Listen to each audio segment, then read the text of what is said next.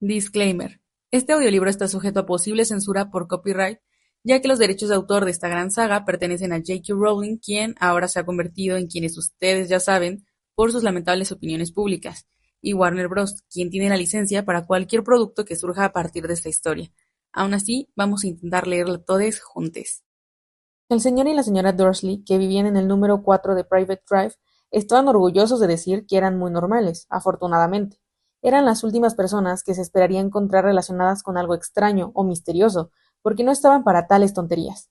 El señor Dursley era el director de una empresa llamada Groning, que fabricaba taladros. Era un hombre corpulento y rollizo, casi sin cuello, aunque con un bigote inmenso. La señora Dursley era delgada, rubia y tenía un cuello casi el doble de largo de lo habitual, lo que le resultaba muy útil, ya que pasaba la mayor parte del tiempo estirándolo por encima de las vallas de los jardines para espiar a los vecinos.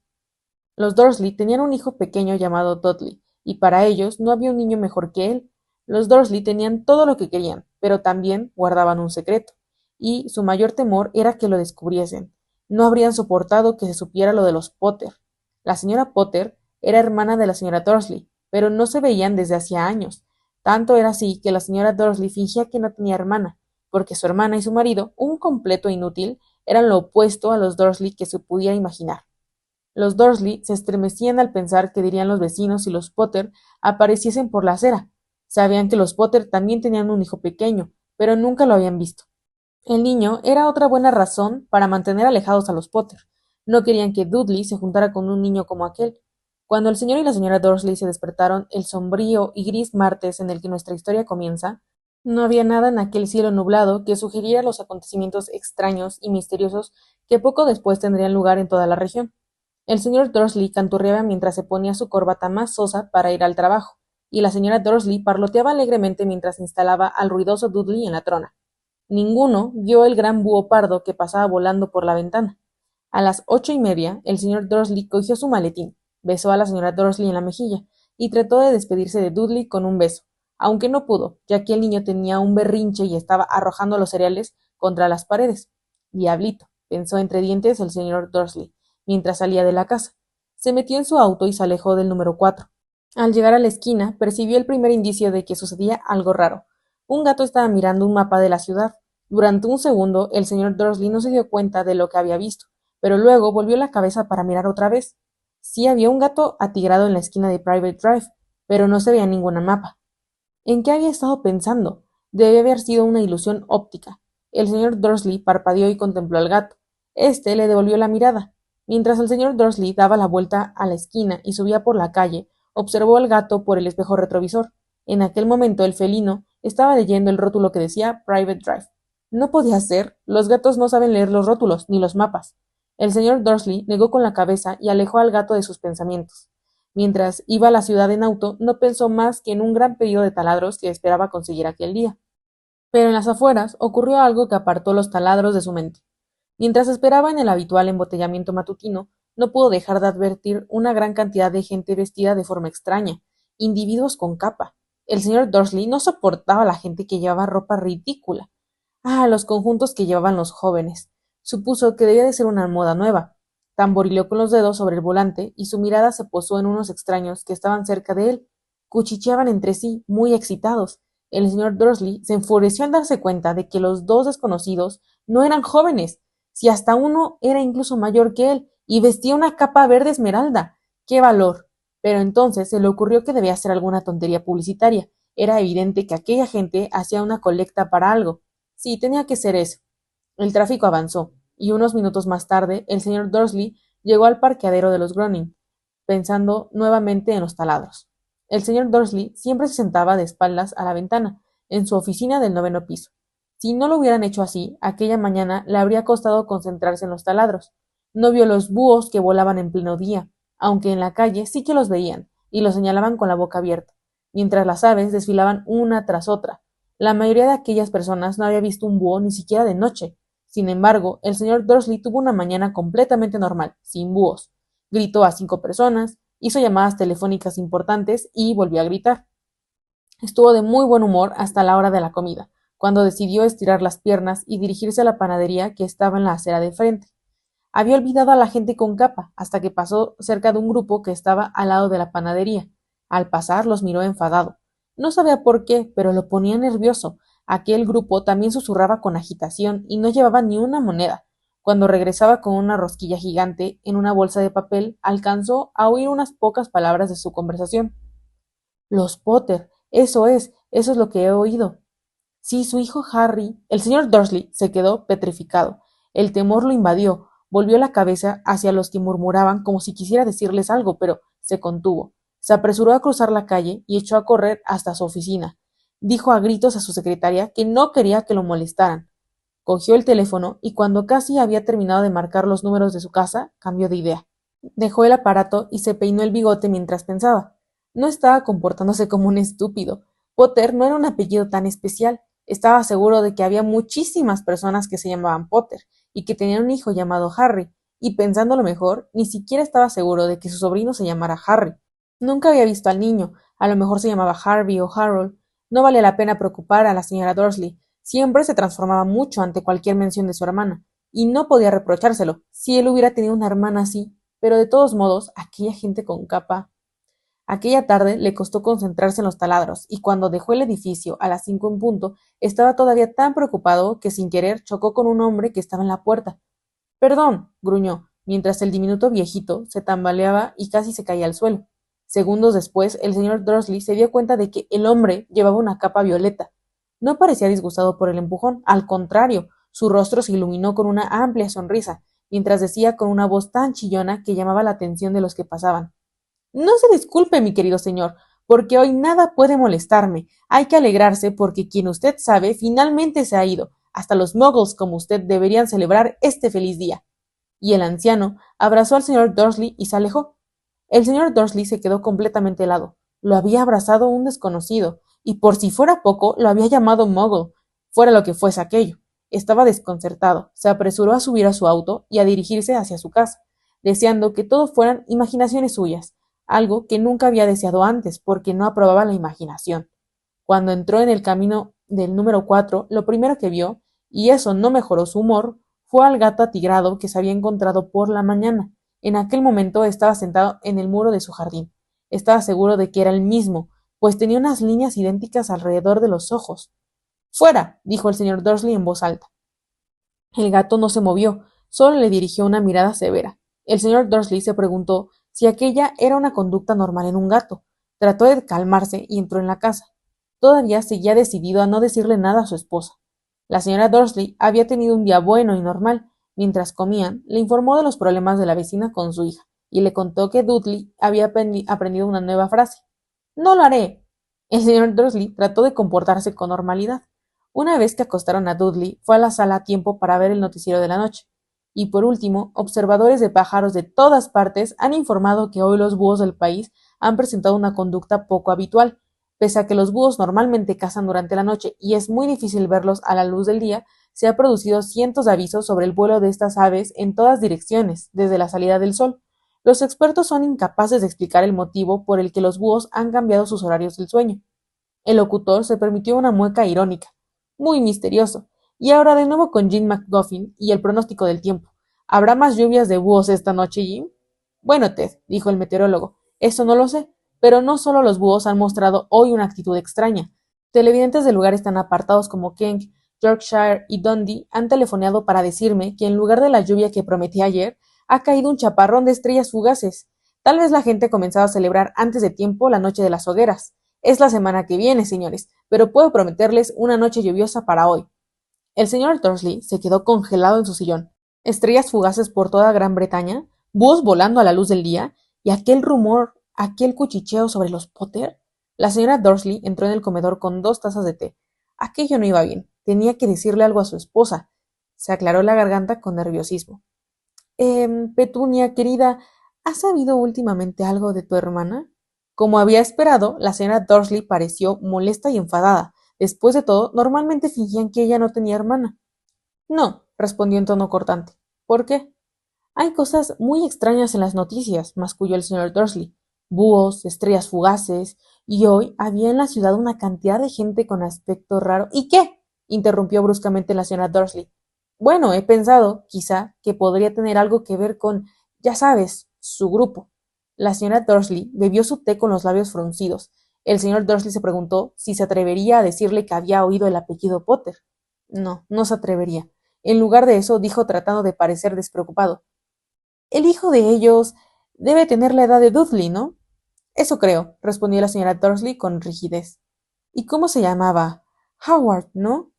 Harry, un nombre vulgar y horrible, si quieres mi opinión. Oh, sí, dijo el señor Dursley con una espantosa sensación de abatimiento. Sí, estoy de acuerdo. No dijo nada más sobre el tema, y subieron a acostarse.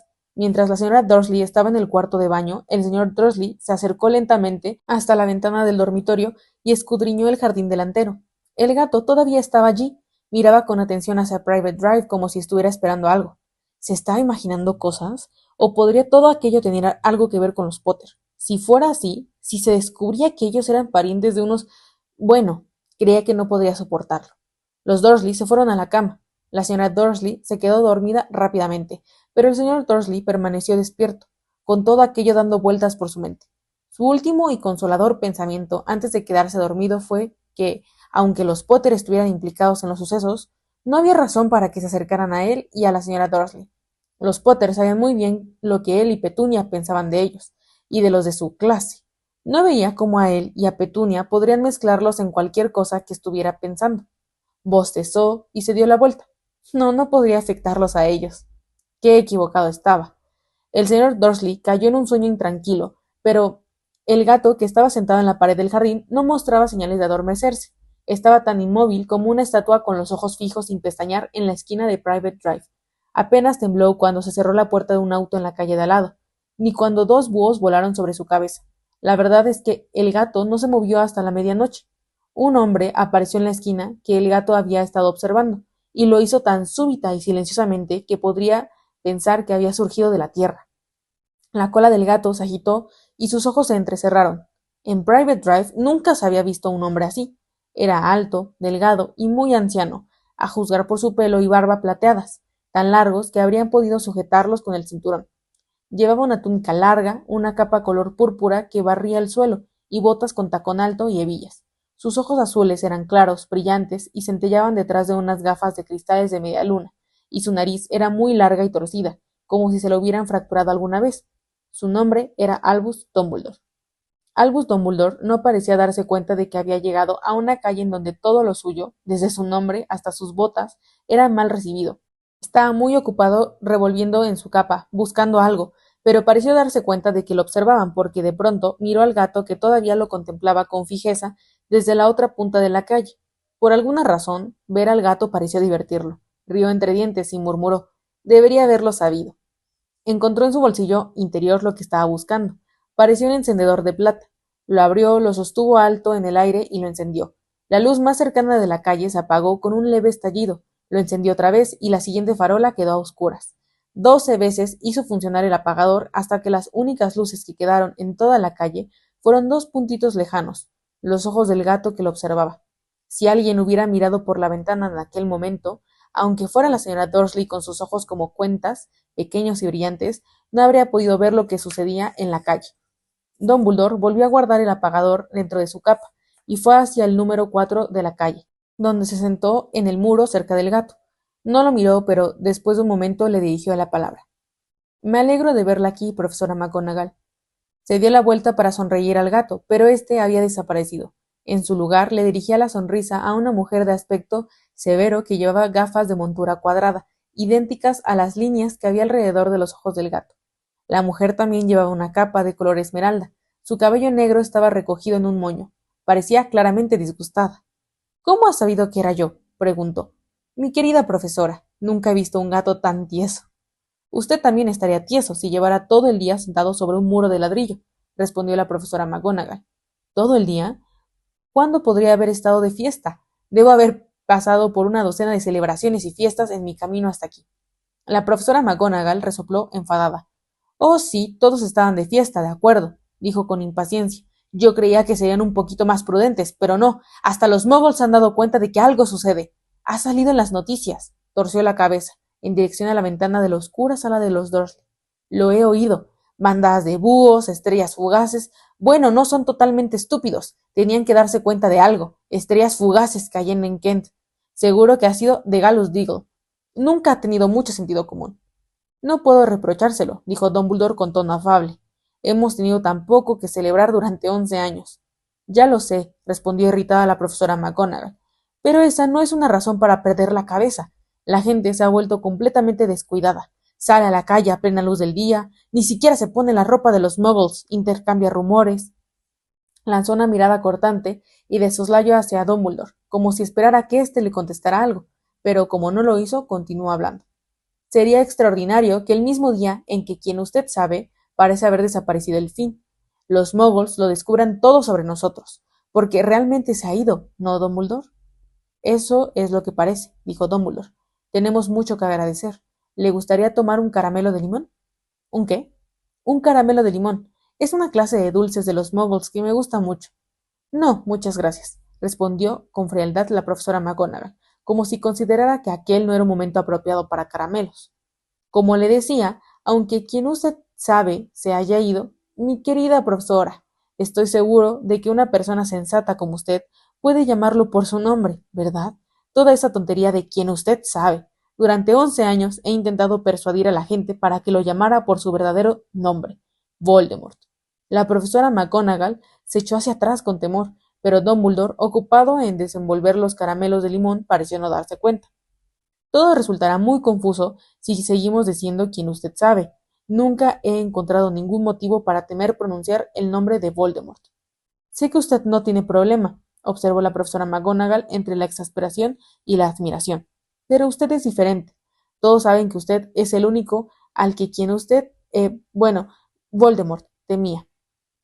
Me está halagando, dijo con calma Dumbledore. Voldemort tenía poderes que yo nunca tuve. Solo porque usted es demasiado, noble para utilizarlos.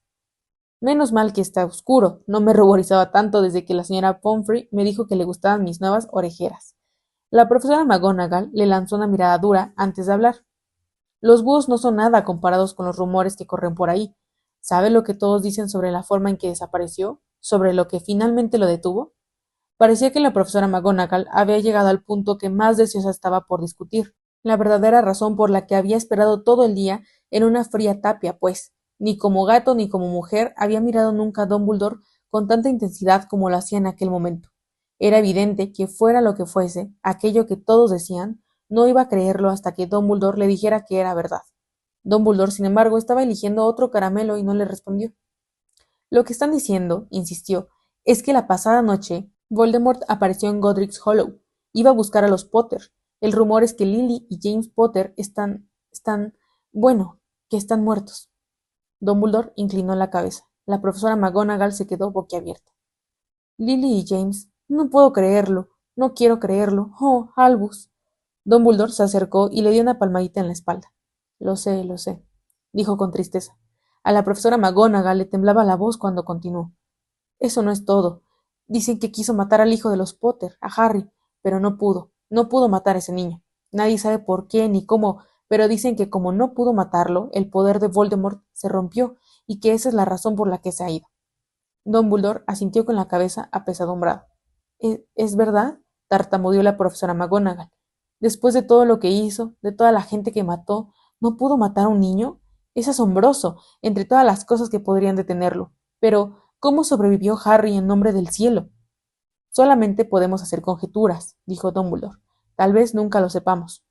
La profesora McGonagall sacó un pañuelo con encaje y se lo pasó por los ojos, por detrás de las gafas. Dumbledore resopló mientras sacaba un reloj de oro del bolsillo y lo examinó. Era un reloj muy raro. Tenía 12 manecillas y ningún número. Pequeños planetas se movían por el perímetro del círculo. Pero para Dumbledore debía de tener sentido, porque lo guardó y dijo: Hagrid se retrasa. Imagino que fue él quien le dijo que yo estaría aquí, ¿no? Sí, dijo la profesora McGonagall, y yo me imagino que usted no va a decirme por qué, entre tantos lugares, tenía que venir precisamente aquí. He venido a entregar a Harry a su tía y su tío. Son la única familia que le queda ahora. ¿Quiere decir? No puede referirse a la gente que vive aquí, gritó la profesora, poniéndose de pie de un salto y señalando el número 4. Dumbledore, no puede. He estado observándolos todo el día. No podría encontrar a gente más distinta de nosotros. Y ese hijo que tienen. Lo he visto dando patadas a su madre mientras subían por la escalera, pidiendo caramelos a gritos. Harry Potter no puede vivir aquí. Es el mejor lugar para él, dijo Dumbledore con firmeza. Sus tíos podrán explicárselo todo cuando sea mayor. Les he escrito una carta. ¿Una carta? Repitió la profesora McGonagall, volviendo a sentarse. Dumbledore, ¿de verdad cree que puede explicarlo todo en una carta?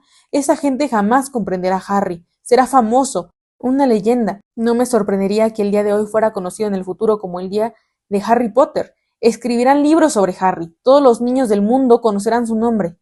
Exactamente, dijo Dumbledore con mirada muy seria, por encima de sus gafas. Sería suficiente para marear a cualquier niño. Famoso antes de saber hablar y andar. Famoso por algo que ni siquiera recuerda. ¿No se da cuenta de que será mucho mejor que crezca lejos de todo, hasta que esté preparado para asimilarlo? La profesora McGonagall abrió la boca, cambió de idea, tragó y luego dijo: Sí, tiene razón, por supuesto. Pero ¿cómo va a llegar el niño hasta aquí, Dumbledore? De pronto, observó la capa del profesor como si pensara que podía tener escondido a Harry. Hagrid lo traerá. ¿Le parece sensato confiar a Hagrid algo tan importante como eso? A Hagrid le confiaré mi vida, dijo Dumbledore. No estoy diciendo que no es una buena persona, dijo a regañadientes la profesora McGonagall, pero no me dirá que no es descuidado. Tiene la costumbre de... ¿Qué ha sido eso? Un ruido sordo rompió el silencio que los rodeaba. Fue haciéndose más fuerte mientras miraban a ambos lados de la calle, buscando alguna luz. Aumentó hasta ser rugido mientras los dos miraban hacia el cielo, y entonces una pesada moto cayó del aire y aterrizó en la calzada frente a ellos. La moto era inmensa, pero en comparación con el hombre que la conducía parecía un juguete. Era 2 veces más alto que un hombre normal, y al menos 5 veces más ancho. Se podía decir que simplemente era demasiado grande para que lo aceptaran y además tan desaliñado. Cabello negro, largo y revuelto, y una barba que le cubría casi toda la cara. Sus manos tenían el mismo tamaño que las tapas del bote de la basura, y sus pies, calzados con botas de cuero, parecían crías de delfín. En sus enormes brazos musculosos sostenía un bulto envuelto en mantas. Hagrid, dijo Dumbledore aliviado. Por fin. ¿Y dónde has conseguido esa moto? Me la ha prestado un profesor Dumbledore, contestó el gigante bajando con cuidado del vehículo mientras hablaba. El joven Sirius Black me la ha prestado. Lo he traído, señor. ¿No ha habido problemas por allí? No, señor. La casa estaba casi destruida, pero lo he sacado antes de que los muggles comenzaran a aparecer. Se ha quedado dormido mientras volábamos sobre Bristol. Dumbledore y la profesora McGonagall se inclinaron sobre las mantas. Entre ellas se veía un niño pequeño, profundamente dormido. Bajo una mata de pelo negro azabache sobre la frente, pudieron ver una cicatriz con forma curiosa, como un relámpago. ¿Has ido allí? Susurró la profesora McGonagall. Sí, respondió Dumbledore. Tendrá esa cicatriz para siempre. ¿No puede hacer nada, Dumbledore? Aunque pudiera, no lo haría. Las cicatrices pueden ser útiles. Yo tengo una en la rodilla izquierda, que es un diagrama perfecto del método de Londres. Bueno, déjalo ahí, Hagrid. Es mejor que terminemos con esto. Dumbledore se dio la vuelta hacia la casa de los Dursley. ¿Puedo despedirme de él, señor? Preguntó Hagrid. Inclinó la gran cabeza desgreñada sobre Harry y le dio un beso, raspándolo con la barba. Entonces, súbitamente Hagrid dejó escapar un aullido como si fuera un perro herido. «Shh», sisió la profesora McGonagall. «Vas a despertar a los muggles». Lo siento, lloriqueó Hagrid, y se limpió la cara con un gran pañuelo. «Pero no puedo soportarlo. Lily y James muertos, y el pobrecito Harry tendrá que vivir con muggles». Sí, es todo muy triste, pero domínate, Hagrid, o van a descubrirnos, susurró la profesora McGonagall, dando una palmada en un brazo de Hagrid, mientras Dumbledore pasaba sobre la verja del jardín e iba hasta la puerta que había enfrente. Dejó suavemente a Harry en el umbral, sacó la carta de su capa, la escondió entre las mantas del niño y luego volvió a los otros dos. Durante un largo minuto los tres contemplaron el pequeño bulto. Los hombros de Hagrid se estremecieron. La profesora McGonagall parpadeó furiosamente. La luz titilante que los ojos de Dumbledore irradiaban habitualmente parecía haberlos abandonado. Bueno, dijo finalmente Dumbledore, ya está. No tenemos nada que hacer aquí. Será mejor que nos vayamos y nos unamos a las celebraciones. Ajá, respondió Hagrid con voz ronca. Más vale que me deshaga de esta moto. Buenas noches, profesora McGonagall, profesor Dumbledore. Hagrid se secó las lágrimas con la manga de la chaqueta. Se subió a la moto y accionó con el pie la palanca para poner el motor en marcha. Con un estrépito se elevó en el aire y desapareció en la noche. Espero que nos veamos pronto, profesora McGonagall, dijo Dumbledore saludándola con una inclinación de cabeza. La profesora McGonagall se sonó la nariz como única respuesta. Dumbledore se dio la vuelta y se fue calle abajo. Se detuvo en la esquina y levantó el apagador de plata. Lo hizo funcionar una vez y todas las luces de la calle se encendieron, de manera que Private Drive se iluminó con un resplandor anaranjado, y pudo ver a un gato atigrado que se escabullía por una esquina, en el otro extremo de la calle. También pudo ver el bulto de mantas de las escaleras de la casa número 4. Buena suerte, Harry, murmuró. Dio media vuelta y con un movimiento de su capa desapareció. Una brisa agitó los pulcros setos de Private Drive, que se disponían silenciosos y ordenados bajo un cielo de color tinta.